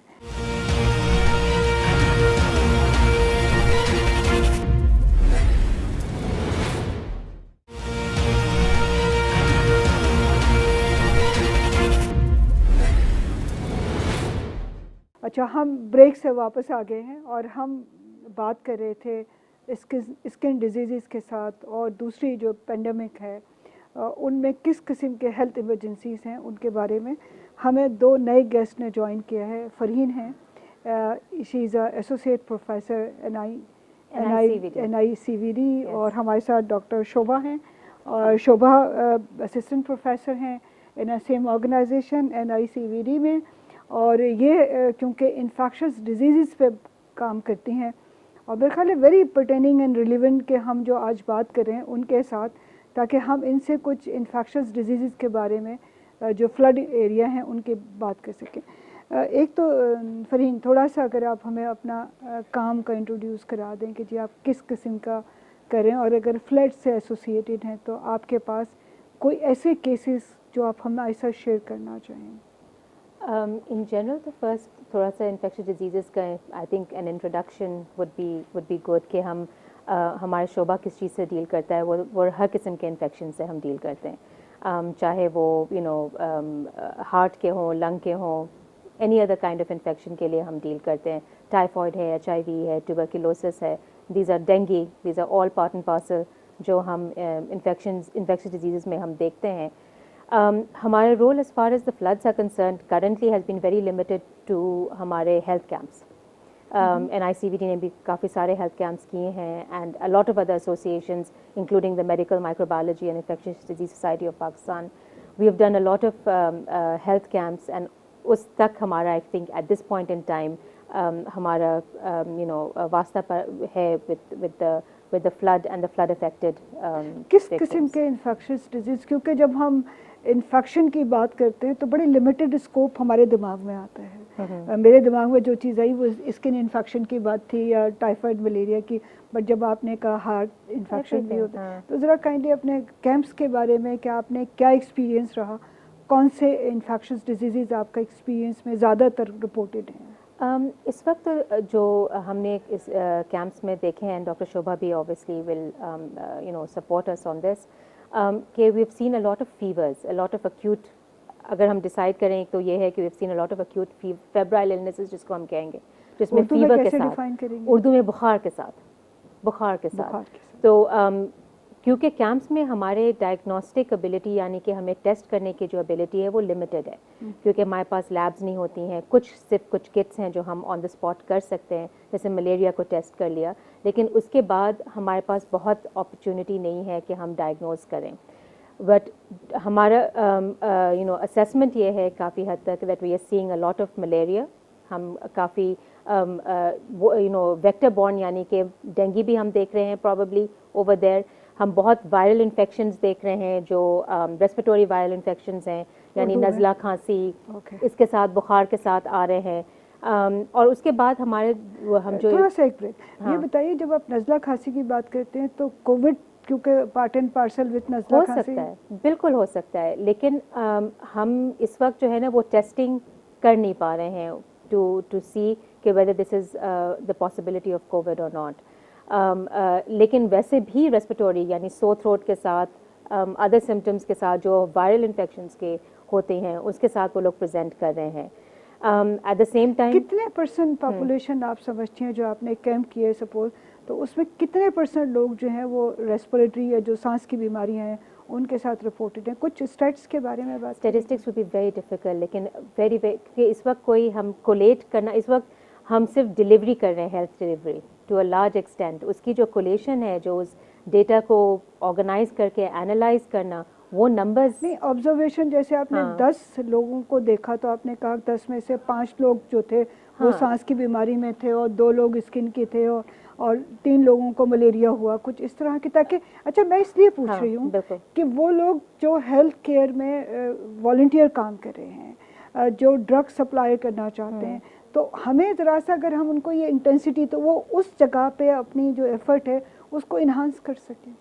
बिल्कुल, I think majority he febrile illnesses के साथ लोग आ रहे हैं, आइदर यानी फीवर के साथ, बुखार के साथ, बुखार वैसे चाहे वो मलेरिया हो, चाहे वो डेंगू हो, चाहे वो वायरल इन्फेक्शंस हो, या चाहे वो टाइफॉइड और जो गैस्ट्रोएंटेराइटिस वाली बीमारियां हैं। हाँ, इस सब में बुखार होता है एंड सारे गैस्ट्रोएंटेराइटिस में नहीं होता है, कुछ तो सिर्फ मेजर सिर्फ वॉमिटिंग डायरिया के साथ ही आते हैं, लेकिन कुछ में फ़ीवर हो सकता है, टाइफाइड में फ़ीवर बिल्कुल हो सकता है। तो ये सारे जो पानी और खाने से जो तो बेसिक नीड अगर मैं प्रायोरिटाइज की बात करूं तो जो बुखार की दवाएं आपको सबसे ज़्यादा चाहिए होंगी। तो अगेन मेरा ये हमारे वो सारे हेल्थ वर्कर्स, क्योंकि हम ये प्रोग्राम फ्लड के लोगों के लिए नहीं कर रहे हैं, ये प्रोग्राम उनके लिए है जो फ्लड लोगों की हेल्प करना चाहते हैं, जो अपनी काविशों को आगे बढ़ाना चाहते हैं। तो जिस तरह फरीन ने कहा कि बुखार के पेशेंट मेरे ख्याल है अगर 10 आए हैं तो 10 में से 9 लोग जो होंगे वो बुखार के होंगे। तो काइंडली इन एफर्ट को अगर इन डायरेक्शंस में आप बढ़ाएं तो हम सब के लिए बहुत, ख़ासतौर से उनके लिए वो ज़्यादा फ़ायदेमंद रहेगा। तो मैं थोड़ा ज़रा शोभा से भी बात करती हूँ। शोभा, आप बताएं कि जिस तरह अभी फरहीन से बात हो रही थी तो उन्होंने कहा कि ज़्यादातर जो लोग आ रहे हैं वो बुखार से रिलेटेड हैं। क्या आप समझती हैं कि आपकी जो एफ़र्ट है कहाँ देखती हैं कि जो इंटेंसिटी ऑफ 1.5 करोड़ 1.5-2 करोड़ लोगों की है और आपकी जो आउटरीच है मे बी वो सिंध के कुछ इलाके होंगे, तो क्या आप लोगों की कोई और नेशनल वाइज कनेक्टिविटी है, क्योंकि इज़ अ नेशनल NICVD? नहीं, देखिए NICVD तो एक कार्डियक सेटअप है। हाँ। तो हम तो लाइक वहाँ पे जॉब करते हैं, तो वो तो एक स्पेशलिटी हॉस्पिटल है। ओके। तो उसका स्कोप तो इतना नहीं है, लेकिन NICVD ने भी एक अच्छा काम किया है कि उन्होंने भी जगह जहाँ उनके आउटरीच सेंटर्स हैं, मसलन सेवन में कैंप किया है और इसी तरह से ठट्टा में कैंप किया है, इसी तरह से सक्खर के अराउंड जो एरियाज है, से बाहर भी किया है। आई थिंक सिंह से बाहर नहीं किया, क्योंकि मैं आज चाहती थी कोयटा से एक हेल्थ वर्कर को अपने साथ करना, वो कोई NGO में कर रही हैं। इसी तरह मेरा गिलगित बल्तिस्तान और KPK में था, लेकिन जो लोग फील्ड में काम कर रहे हैं उनके साथ कनेक्टिविटी इशू था, तो वो हमारे साथ नहीं आ सके। तो आप सिंध के कितने तकरीबन डिस्ट्रिक्ट आप कुछ बता सकेंगे? अगर आप, मैं इसलिए नहीं कि आपकी कारकर्दगी को मैं जानना चाहती हूँ, मैं ये जानना चाहती हूँ कि और ऐसे कौन से अप्रोचेबल इलाके हैं जहाँ पे अगर आप वहाँ काम कर रहे हैं तो लोग उनके अलावा चले जाएं या आपके साथ उन इलाकों में जुड़ जाएं। I think to be honest with you, collaboration के बगैर कुछ भी नहीं हो सकता। कुछ भी नहीं हो सकता। मीनिंग कोई एक कैंप जिसमें आप 800 to 1000 पेशेंट्स को अगर आप देख लेते हैं वो काफ़ी नहीं है। हाँ। उनके साथ फॉलो अप नहीं हो पा रहा है, कुछ भी नहीं। तो आई थिंक ऐसा नहीं कि कोई एक इंस्टीट्यूशन कोई भी एक जगह को कवर कर पाएगा। Everybody has to pitch in, all institutions, government इदारे, हर चीज़, NGOs, everybody has to pitch in at this time कि हम जितना मैक्सिमम कवरेज हम दे सकें इन जगहों में उतना दे सकें। फिर ये फ्लूइड मूवमेंट है, आप ये भी फ्लड्स में और जो भी ऐसे नेचुरल डिज़ास्टर्स होती हैं उसमें यह है कि लोग, क्योंकि ये परमानेंट सेटलमेंट्स नहीं है, लोग मूव भी कर रहे हैं। जैसे पानी आ रहा है या रिसीड हो रहा है, there is a movement as well. तो फॉलो अप नहीं है, तो that is, it's very difficult, क्योंकि ये पॉपुलेशन जो है मूवमेंट में है, या कोई एक जगह बिल्कुल मुकम्मल सेट नहीं हुए हैं अभी तक। ऑब्वियसली विद टाइम ये चीज़ें और थोड़ी सी इस्टेब्लिश होती चली जाएंगी, लेकिन इस वक्त जो है बहुत आप कहें डायनामिक सिचुएशन है। We have to just do as much as we can in the situation that we have. अच्छा, एक सवाल डॉक्टर साहब आप तीनों के लिए मेरा है और जो ज़्यादा पटे, देखिए हम सारे पाकिस्तानियों, कराची वालों का ये हमेशा एक फॉर्टे रहा है कि हम सबसे आगे बढ़ के और लोगों की हेल्प करना चाहते हैं जो हमारी कैपेबिलिटीज़ हैं, और उसका एक सिलसिला आज भी है जो न्यूज़ 1 वालों का है।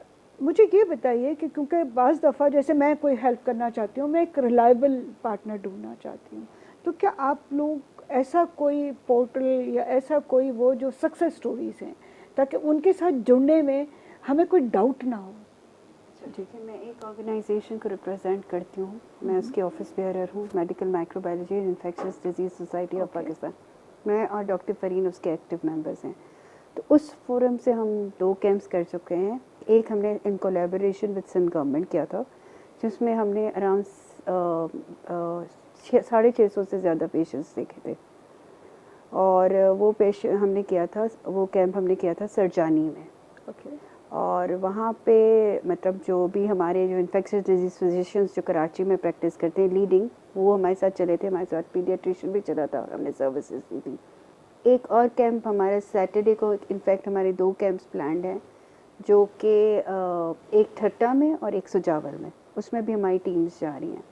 लेकिन ये एक ऑर्गेनाइजेशन का काम नहीं है, मैं ये नहीं कहूँगी कि एक ऑर्गेनाइजेशन काम करे, there are couple of organizations जो हैं जो कि बहुत अच्छा काम कर रही हैं।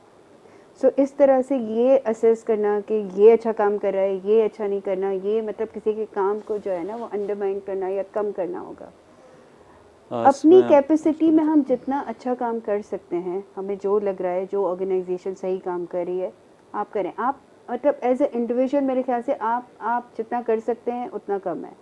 और ये किसी को लेबल करना कि ये अच्छा काम कर रहा है, ये अच्छा काम नहीं कर रहा है, ये हर कोई अपनी कैपेसिटी में मेरे ख्याल से इनफ काम कर रहा है। अच्छा, मैं शोभा थोड़ा सा एक बात ऐड कर दूँ। हम जो ये प्रोग्राम कर रहे हैं, हम किसी की कारकर्दगी को सवाल नहीं करना चाहते, ना हम उसको, हम ये चाहते हैं कि जैसा आप दोनों को बुलाने का एक ऑब्जेक्टिव ये है कि वो लोग, क्योंकि NICVD जो है एक बहुत ही रिलायबल इदारा है, तो वो लोग जो आपके साथ मिलके कैंप करना चाहते हैं, अगर वो ये प्रोग्राम सुन रहे हैं और आपके कैंप जो शेड्यूल्ड हैं, आप उनके साथ डिस्कस करें तो obviously they can come up with you and आपके साथ एक वैल्यू एनहांस करें।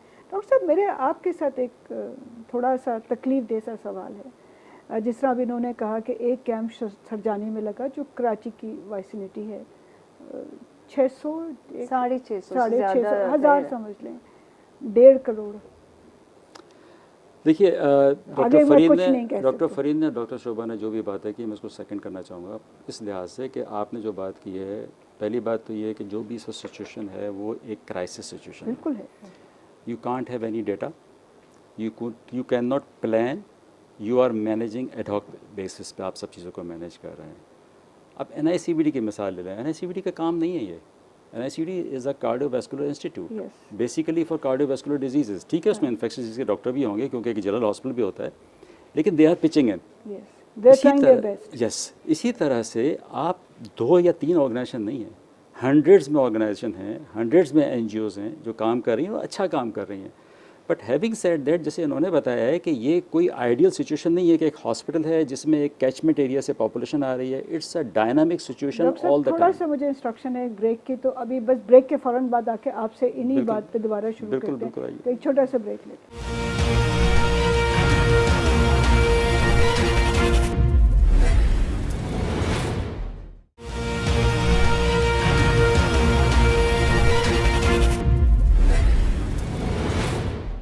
जी, हम ब्रेक से पहले बात कर रहे थे कि किस तरह के इन्फेक्शस डिजीज़ हमारे इन एंड अराउंड हो रहे हैं, स्पेशली फ्लड एरिया में, और कुछ चीज़ों को हमें प्रायोरिटाइज़ करने की ज़रूरत है। तो मैं डॉक्टर साहब से बात कर रही थी कि हमने अब तक जो हम बात कर रहे थे, तो क्या हम कोई प्रायोरिटी सेट कर सकते हैं कि ये आज करना है और ये कल करना है और ये परसों किया जाएगा, जिसकी शायद ज़रूरत है भी और नहीं भी है? देखिए, सबसे बड़ी चीज़ जब होती है, जब कोई ऐसा डिज़ास्टर होता है, उसमें पहली नीड होती है कि आप किसी को रेस्क्यू करते हैं। ठीक, रेस्क्यू करने के बाद आप उसको कहीं शेल्टर प्रोवाइड करते हैं। शेल्टर प्रोवाइड करने के बाद आप उसको फूड प्रोवाइड करते हैं, पानी प्रोवाइड करते हैं, उसके लिए कहीं बाथरूम का इंतज़ाम करते हैं। ये उसकी पहली बेसिक नीड्स हैं। फिर उसके बाद मेडिकल शुरू होता है, जो कि किसी डिज़ास्टर का अल्टीमेट एसोसिएट होता है कि उसके अंदर बेसिक चीज़ होती हैं। जैसे डॉक्टर फरीद ने कहा था कि इन्फेक्शस डिजीज़ में फेब्राइल या बुखार वाली बीमारी, जिसको अभी हम ये डायग्नोस नहीं कर पा रहे हैं कि बुखार क्यों है, उसको प्रोबेबिलिटी क्या है आजकल के ज़माने में, मलेरिया, डेंगी, गैस्ट्रोएंटराइटिस या जिसको हम कहते हैं असहाल या दस्त की बीमारी, या उसके साथ स्किन डिजीज़ या वायरल डिजीज़। अब वायरल डिजीज़ में आप कोविड पे उसको पर्टेन ना करें, वायरल डिजीज़ कोविड के अलावा बेहिसाब है। और उन सबसे अपर रिस्पायरेटरी ट्रैक्ट इन्फेक्शन जो नज़ला खांसी, उसी से होता है। हम अपनी प्रैक्टिस में ही वही देख रहे हैं मरीज़। तो ये सारी वो फेब्राइल इलनेस हैं। अब मेडिकल कैंप में क्या क्या होना चाहिए? Everything will be less than enough. आपने बुखार की दवा रख ली, आपने कुछ एंटीबायोटिक्स रख ली अपने पास जो आपने प्रिस्क्राइब करनी है, आपने कुछ लोशंस रख लिए, कुछ आपने हाइजीन किट्स रख ली अपने साथ, कुछ आपने इन्फ्यूजन रख लिए कि अगर किसी को डिहाइड्रेशन है तो आपने उसको वो कर लें। इसके अलावा एक लंबी लिस्ट है दवाओं की, वो तो आपके साथ कैरी नहीं कर सकते। फिर आपके पास डायग्नोस्टिक कैपेसिटी नहीं है वहाँ, तो आपको अपने इंट्यूशन पे, अपनी डायग्नोस्टिक कैपेबिलिटी पे उसको इमीडिएट डिसीजन लेके उसको कुछ केयर प्रोवाइड करनी है। आपने केयर प्रोवाइड की, उसके बाद वो वहाँ से मूव आउट कर गए, अब वो किसी और कैंप में चले जाएंगे, वो किसी और के पास बैठे हुए होंगे। सो ये जो सिचुएशन है, इसको हमने रियलाइज़ करना है। एक आपने सवाल पूछा था कि कौन लोग अच्छा काम कर रहे हैं, मैं इसमें सिर्फ एक सिंपल मैसेज देना चाहूँगा, सब लोग अच्छा काम कर रहे हैं। और आप सब लोग जो अच्छा काम करें, आप किसी के साथ भी जुड़ जाइए, आप तो अच्छा काम करेंगे ना, आपकी नीयत तो नेक है ना, तो जब आप उसके साथ जुड़ेंगे तो अगर वो थोड़ा बहुत गलत काम भी कर रहा होगा तो वो भी अच्छा काम करने लगेगा। इस वक्त ये सारा वॉलंटियरिज्म है जो लोग कर रहे हैं काम वहाँ। इनका काम नहीं है ना ICVD का, बट ये कर रहे हैं। मुझे कितने ऐसे इदारे पता है जिनका ये काम नहीं है, लेकिन आज वो ये काम कर रहे हैं और उसकी जज़ा उनको अल्लाह देगा। तो ये उसी जज्बे के साथ जब काम होता है तब आप उस किसी को अचीव कर पाते हैं। और दूसरी एक बात मैं थोड़ी सी करेक्ट कर दूँ, this is not a pandemic, pandemic is a universal phenomena, this is epidemic. Yes, epidemic, ठीक है ना, ये एपिडेमिक है और एपिडेमिक प्रोपोर्शन जब होता है तो वहीं की लोकल पॉपुलेशन को करना पड़ता है। आपके पास एड भी आएगी, आपके पास गवर्नमेंट के रिसोर्सेज जो कि वैसे ही कम होते हैं वो भी आएंगे, फिर NGOs हैं, फिर आप लोग सब फिलंथ्रोपिस्ट पैसे दे रहे हैं, जिसका जो बस है वो दे रहा है। अब हमें अगर हम आज बैठ के जजमेंटल हो जाएंगे तो हम अपना क्या हम सोचते रह जाएंगे, पीछे रह जाएंगे, आगे बढ़ जाएंगे, चक्करों में पड़ जाएंगे। और मैं लास्ट में अपने मैसेज में कहना चाहूँगा, प्रिवेंटेबल आइटम ज़्यादा दीजिए, टेंट्स अरेंज कीजिए उनके लिए, उनको मॉस्किटो नेट्स दीजिए, उनको मॉस्किटो रिपेलेंट दीजिए ताकि वो डिजीज़ हो ना। दवाएं तो बात की बात है, अब दवाएं कौन कौन सी देना है आप कहेंगे, मैं आपको लिस्ट भिजवा दूंगा कि ये दवाएं आप अपने उस पर चला दीजिएगा, जिसने देनी है डोनेट कर सकता है, लेकिन दवाएं शॉर्ट हैं इस वक्त मार्केट में। नहीं, फिर दवाएं सही बंदे को सही दवा दी जाए, वो भी तो वो डॉक्टर ही देगा। मैं ज़रा फरहीन से पूछती हूँ, अच्छा एक चीज़ जो आज हम ख़ास तौर पे बात कर रहे हैं, अपने जनरलाइज बात की, ख़वातीन के इशूज़ पे भी हम बात करें, उनकी इन्फेक्शन हाइजीन की भी बात की जा रही है, तो उस पर थोड़ा सा अगर आप और शोभा आप दोनों बिल्कुल, आई थिंक हम दोनों बिल्कुल इस बात पे बहुत एम्फसाइज करेंगे कि women and children both, but women also in particular, क्योंकि आप औरतों के बारे में बात कर रहे हैं, कि वैसे ही marginalized population जिसको आप कहेंगे वो हमेशा से है। हेल्थ केयर में लेस उनकी एक्सेसिबिलिटी है, या आप फोकस देखें तो जो चीज़ें नॉर्मल हैं वो बढ़ गई हैं। मेल न्यूट्रिशन आप देख लें, लैक ऑफ हाइजीन, और ये जो हाइजीन पैक्स की बात कर रहे हैं, इट्स वेरी बहुत सेंसिटिव इशू है बात करना, but it's very very important. एक और चीज़ जो फॉर ऑल जो इन्फेक्शन सब चीज़ें जो बात कर रहे हैं वो औरतों में इक्वली अप्लाई होता है, बट उसके साथ साथ बल्कि ज़्यादा होता है, because there is a level of malnutrition that's there. The two things that I feel that are also extremely important जो is especially for females, एक तो ये है कि there is a lot of pregnancies, a lot of pregnant women हैं इसमें, and I don't know the exact numbers, but they're saying over 6 lakhs of pregnant women इस flood affected victims में हैं हमारे। तो उनकी birth, उनके care, उनका nutrition, how will we do it? The second thing जो हम also focus नहीं करते हैं कि जब ये पूरे flood के टाइम पे या जो भी natural disaster होता है, जब ये पूरा social structure टूट जाता है तो violence against women भी एक बहुत बड़ा issue हो जाता है, because कोई protection नहीं होता। जो भी उनकी social structure था, घर था, family है, वो भी लोग tents में बाहर सो रहे हैं, तो वो भी एक बहुत प्राइवेसी का कॉन्सेप्ट जो है, it's another big important thing कि violence and abuse in women in addition to the health issues जो वो face एक और चीज़ जो मुझसे बहुत सारे लोगों ने डिस्कस किया, शोभा शायद इस पे ज़्यादा बेहतर रोशनी डाल सकती है, जब हम ख़वातीन की बात करते हैं तो उन्होंने कहा कि अर्ली मैरिजेस का बहुत ज़्यादा फ्लड के दौरान पोस्ट फ्लड शुरू हो जाएगा, छोटी छोटी बच्चियों की शादियां कर दी जाएंगी। उसके 2 रीज़न हैं, एक तो सेफ्टी एंड सिक्योरिटी की प्रॉब्लम है कि वो कैसे उनको संभालें, और दूसरा बर्डन है कि खाने को नहीं है। अगर 6 लोग हैं तो वो कहते हैं कि जी कोई इसको ले जाए तो कम से कम हमारा बर्डन। तो आप कैसे, जब आप कैंप करते हैं तो क्या इस किस्म की भी सिचुएशन अर्ली मैरिजेस की, और ये शुरू हो गई हैं चीज़ें? देखिए ये तो अभी बहुत इनिशियल फेज में हम कैंप कर रहे हैं ना, इसको कैसे कंट्रोल करेंगे? 3 महीने बाद हम देखें पीछे, और 3 महीने बाद जब हम इस सिचुएशन को एवेलुएट करेंगे तो शायद ये प्रॉब्लम्स भी हैं। सो अभी तो हम सिर्फ हेल्थ केयर प्रॉब्लम्स को डील करें, जो रिहेबिलिटेशन है इनकी वो तो एक लंबा प्रोसेस है। दूसरा जो सोशल प्रॉब्लम्स हैं वो आपको 3 महीने बाद, 4 महीने बाद, 6 महीने बाद आपको पता चलेंगे। एक चीज़ मैंने देखी कि अर्ली मैरिजेस आप तो कह रही हैं पोस्ट फ्लड, मैं तो अभी इन कैंप्स में मतलब कैंप्स में देखा है कि 16-17 साल की लड़कियां शादीशुदा, प्रेग्नेंट, 2 बच्चे, किसी के 14 ईयर्स की, I have seen in camps 14 year की लड़की मैरिड, 14 साल की। तो ये कोई ऐसा बात नहीं है कि पोस्ट फ्लड जो है ऑफ कोर्स बढ़ेगा, लेकिन ये पहले से भी है कि 14-15, क्योंकि ये वो पॉपुलेशन है जो डिस्प्लेस्ड हुई है, जो कि ना इतनी एजुकेशन है ना रिसोर्सेज है। तो अर्ली चाइल्डहुड मैरिजेस वो अभी भी उनमें कॉमन है, मल्टीपल प्रेगनेंसीज।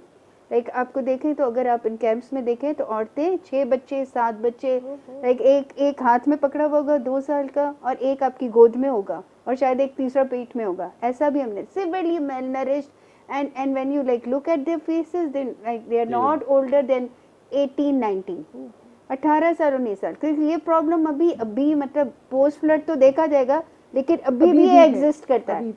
तो रिप्रोडक्टिव हेल्थ पे मेरे ख्याल से हमारे मुल्क में इतना काम ही नहीं हुआ, बिकॉज इतनी प्रेगनेंसीज, malnourished फीमेल और अर्ली चाइल्डहुड मैरिजेस, ये सब हम देख चुके हैं, कैंप्स में काम कर चुके। लाइक ऐसी भी औरतें थी कि जब हम उनकी आंखें, क्योंकि टेस्टिंग तो है नहीं, जब हम उनको देखते थे तो वो प्रेग्नेंट और उनका हीमोग्लोबिन 4 या 5 से ज़्यादा नहीं होगा, और सब छोटी लड़कियां 16, 17, 18, मतलब आप लुक से देख सकते हैं और बता सकते हैं कि इसकी उम्र ज़्यादा नहीं है। Very very sad. अच्छा, क्योंकि अब हम प्रोग्राम तकरीबन हमारा वाइंड अप हो रहा है, तो मैं ये चाहती हूँ कि एक छोटे छोटे मैसेजेस अगर आप देना चाहें। एक तो हम एक लेजिस्लेटिव हमारा है ना अर्ली चाइल्ड मैरिज का, क्या कोई डॉक्टर्स इसमें कोई रोल प्ले कर सकते हैं, जिस तरह आपका हेल्थ केयर कमीशन आपका है या मिनिस्ट्री ऑफ हेल्थ है, क्या इसमें कोई रोल प्ले कर सकता है इन लेजिस्लेशन में, इन सिचुएशन के साथ? पाकिस्तान में लेजिस्लेशन का इशू नहीं होता, इम्प्लीमेंटेशन का इशू एग्जैक्टली, ठीक है। आपके पास ये सारी चीज़ें मौजूद हैं, सारे फैमिली प्लानिंग के प्रोग्राम्स मौजूद हैं, आपके पास हेल्थ एजुकेशन के कितने इस पे साइकिल्स गुजर गए हैं, जिस पे हमें कभी यूनिसेफ ने, कभी यूएसएड ने, कभी किस किस प्रोग्राम्स का हम हिस्सा रहे हैं, कॉन्ट्रासेप्टिव यूज़ के ऊपर बात हुई है, फैमिली प्लानिंग के ऊपर बात हुई है, लेकिन उसका रिजल्ट नहीं निकल रहा। क्यों? क्योंकि रीच नहीं हो रही। और उस सबसे पहले अगर आप उसकी सिचुएशन बैक पे जाएंगे तो स्टार्ट होती है लैक ऑफ एजुकेशन से। जब आपका लिटरेसी रेट इम्प्रूव होता है देन एवरीथिंग स्टार्ट्स इम्प्रूविंग। सो अगर आप मुझे पब्लिक हेल्थ से पूछेंगे तो जब आपकी हेल्थ को आपने अगर इम्प्रूव करना है, एक फ़ीमेल को डिसीजन मेकिंग में ले जाना है, उसको उसके लिए पहले आपको एजुकेट करना पड़ेगा। एक तो ये इशू है। लेकिन क्योंकि अब आप प्रोग्राम वाइंड अप कर रही हैं और आप एक मैसेज मुझसे चाह रही थी, तो मैंने कहा थोड़ा सा आपकी ज़िम्मेदारी भी बढ़ा के चला जाऊँ। बिल्कुल ज़रूर। मीडिया का काम इस वक्त ये है कि you are a social doctor, ठीक है। जब मेरे पास कोई मरीज़ आता है और उसको एक बीमारी होती है जिसका मुझे पता होता है कि मैं इलाज करूँगा तो ये इंशाल्लाह ठीक हो जाएगा, तो मैं 2 तरीके से उसको डील कर सकता हूँ। एक है कि तुम्हें बहुत ख़तरनाक बीमारी है, आधा मर जाएगा। एक ही कि कोई बात नहीं परेशान होने की, इंशाल्लाह ताला तुम ठीक हो जाओगे, दवा खाओगे, ख्याल करोगे अपनी सेहत का, ठीक हो जाओगे, मरीज़ ज़िंदा हो जाता है दोबारा। मीडिया को भी इस वक्त जो पूरा ये मिज़री हमारे ऊपर आई हुई है, उसमें उन पॉइंट्स को जो मैं शुरू से कह रहा हूँ उनको ज़्यादा हाईलाइट करना चाहिए, जिसमें थोड़ी तसल्ली हो, जिसमें थोड़ी मोटिवेशन हो, थोड़ी अपलिफ्ट हो, थोड़ा लोगों को इनकरेज भी किया जाए, ताकि काम करने वाले भी और जिनके लिए काम किया जा रहा है, जो कि मरीज़ एक्चुअली हैं, उनको भी थोड़ी फीलिंग हो कि जहाँ भी हम आज फंस गए, इससे इंशाअल्लाह ताला सब कोशिशों से मिलकर बाहर आ जाएंगे। पूरी कोशिश करेंगे। शुक्रिया डॉक्टर साहब। मैं ज़रा फ़रहीन क्विकली, क्योंकि हम पास बहुत थोड़ा सा टाइम है जी, तो अगर कोई आप ऐसी चीज़ जो आप चाहते हैं कि आई थिंक जो इस वक्त जो हम जैसे हम बात कर रहे हैं कि हर कोई अपने जितना अपनी उनकी एबिलिटी है उसमें हम कर रहे हैं, आई थिंक गोइंग फॉरवर्ड जो हमें बहुत करना है अब ये कि अब हम कोलैबोरेशन में हम काम करें, ताकि ये चीज़ें थोड़ी सी और ऑर्गेनाइज तरीके से, और अब जो डेटा है अब इस चीज़ को डेटा ड्रिवन करें थोड़ा सा, कि वी अंडरस्टैंड के नीड्स क्या हैं। एक कैंप दूसरे कैंप से कोई कम्युनिकेशन नहीं है कि उनका क्या experience, what are their needs. तो अब थोड़ा सा आई थिंक कि इसको इफेक्टिव बनाने के नेटवर्किंग एंड कोलैबोरेशन। शोभा, आप कुछ ऐड करना चाहते हैं? मेरे ख्याल से जो मेरी ऑब्जर्वेशन है कि डिज़ास्टर मैनेजमेंट तो ज़रूरी है, डिज़ास्टर प्लानिंग भी ज़रूरी है, कि हम प्लान भी करके रखें कि ऐसा कुछ होगा तो हम क्या करेंगे। And rehabilitation is a continuous effort. अभी तो हमने उनको दवाएं भी प्रोवाइड कर दी, चेक भी कर दिया, देख भी लिया, बट ये सिर्फ एक्यूट प्रॉब्लम्स को कैटर करें, उनके जो क्रोनिक प्रॉब्लम्स हैं उसके लिए भी हमें प्लानिंग की ज़रूरत है, उनको भी डील करना है। बहुत शुक्रिया शोभा, डॉक्टर शोभा, डॉक्टर एहसन साहब, आपके टाइम का ख़ास तौर से, and you left your meeting छोड़ के आप हमारे साथ आए। फ़रहीन, बहुत शुक्रिया आप लोगों के आने का। मेरा ख्याल है कि अगर हम इस प्रोग्राम को थोड़ा सा वाइंड अप करना चाहें, और कुछ मेरे पास इन सिचुएशन पे अल्फाज नहीं होते प्रोग्राम वाइंड अप करने के लिए, क्योंकि इतना बड़ा एपिडेमिक और इतना बड़ा इशू है हमारा, जहाँ 1.5 करोड़ लोग का मतलब एक पूरा मुल्क इससे सफ़र कर रहा हो, तो कैसे किसी चीज़ को कंक्लूड किया जाए? वो कौन सी ऐसी बीमारी है जो इन हेल्थ कैंप में या इन जगहों पे नहीं होगी? ऐसा कौन सा सोशल इशू है जो वहाँ नहीं होगा? और हम as a Pakistani, as a human, हमारी पूरी कोशिश है कि हम उनको ज़्यादा से ज़्यादा हेल्प कर सकें, लेकिन कुछ जगहें, कुछ इलाके, कुछ लोग हमारी रीच में भी नहीं हैं। हम चाहे भी तो उन तक नहीं पहुंच सकते।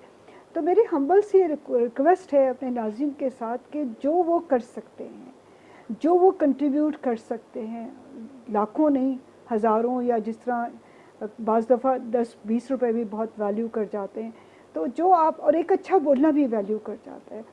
बहुत सारे मेरे ख्याल है इस पे प्रोग्राम किए जा सकते हैं, हाइजीन पे और मेंटल हेल्थ पे भी काम किया जा सकता है, आई इन्फेक्शंस पे भी काम किया जा सकता है। तो मेरा ख्याल है अपना अपना हिस्सा डालते रहें, और हमें नहीं पता कि हम अपने इस काविश में कितने सक्सेसफुल रहेंगे, कोशिश है। और हमारे जो मेहमान आज हमारे साथ आए, इनका हम तहे दिल से शुक्र अदा करते हैं।